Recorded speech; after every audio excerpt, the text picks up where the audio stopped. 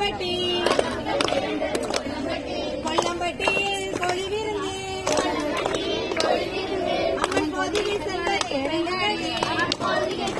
கேளுங்கடி அவனும் அம்மனும் பல்லக்கிலே ஆயிரம் தோழியர் பள்ளத்திலே பக்கத்தில் இருக்கும் தோழியருக்கு சுடுங்கடி பிச்சாரம் சரிந்த கொண்டையும் சண்முகநாதனும்